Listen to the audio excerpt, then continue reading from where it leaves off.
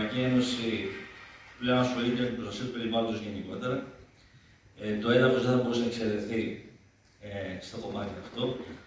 Ήδη, όπως ανέφερε ο κύριος Πανάγος και ο κ. Τσαντήλας, έχουμε αργήσει. Με αυτά που άκουσα σε αυτό το συνέδριο, άκουσα πολλά ενδιαφέροντα πράγματα για το πετρέλαιο. Το 60-70% των εδαφών είναι υποβαθμισμένα. Και όλη η ενδεδομένη υποβάθμιση του οργανικού άνθρακα 53% και της βιοποικιλότητας 37%. Έχουμε διάφορες μορφές υποβάθμισης, διάβρωσης, φυσικής συμπίεσης, σφράγισης, μείωση οργανικής ουσίας, ρύπανσης, ανάτωσης των εδαφών, μείωση της μικροφλωρίδας και μικροπανίδας.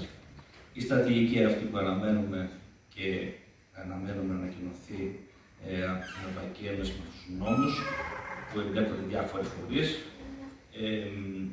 τόσο την παρακολούθηση του εδάφους, όσο και την προστασία και αποκατάσταση. Φυσικά είναι σημαντική και πρέπει να θα γίνουν και θα πρέπει να προχωρήσουμε. Πρέπει να δούμε όμως τους παράγοντες, το είπε ο κ. Κιακής του πριν σε μια άλλη ομιλία που είχε, να δούμε και τους παράγοντες, ειδικά στην Ελλάδα, κατά πόσο αυτή τη βαρύτητά τους. Επίσης, ένα άλλο που άκουσα τον κ. Τζαντήλα, ότι έχουμε πάνω από 30% τα εδάφη μας βρίσκονται σε κίνδυνο ερημοποίησης, ένα πολύ σημαντικό στοιχείο, πρέπει να το λάβουμε σοβαρά υπόψη μας. Και βέβαια, όλα αυτά, με τα εδάφη που είναι σε υγιή κατάσταση, πρέπει να διατηρηθεί η γονιμότητα.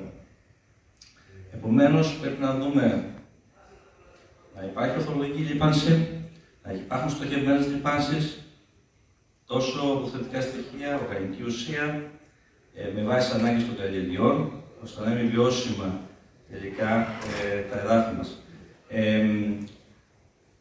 Και βέβαια συμφωνώ με τον κύριο Κυριακίδη που είπε, ωραία, φυσικά πρέπει να δούμε την υγεία των εδαφών μας, αλλά αυτό δεν σημαίνει ότι πρέπει να κοιτούμε την υγεία, τη γονιμότητα των εδαφών μας. Είναι κάτι που δεν είναι ξεχωριστά το ένα από το άλλο, πρέπει να το δούμε σε συνδυασμό. Η υγεία των εδαφών μας, φυσικά να το δούμε και τη γονιμότητα των εδαφών μας.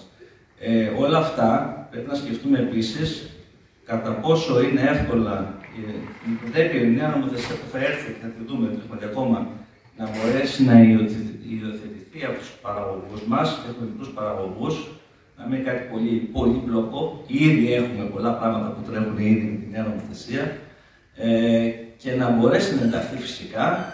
Υπάρχουν πολύ σημαντικά πράγματα που πρέπει να γίνουν και για το έδαφος, αλλά απ' την άλλη να μην ξεχνάμε ότι πρέπει να μείνουμε στη βιώσιμη ανάπτυξη, να είναι βιώσιμη αυτή ήδη, να έχουμε σοβαρές παραγωγές. Γιατί η γονιμότητα έχει ήδη μειωθεί για την βάση στα στοιχεία που υπάρχουν ήδη στο κλάδο μας. Αυτά. Όπως επίσης δεν πρέπει να ξεχνάμε τα κλασικά εργαλεία των δαφαναλύσεων, των διαγνωστικών, καινούργια μέτρα που υπάρχουν, καινούργιες τεχνολογίες που μας βοηθούν να έχουμε καλύτερη αποτύπωση που πρέπει να πάμε.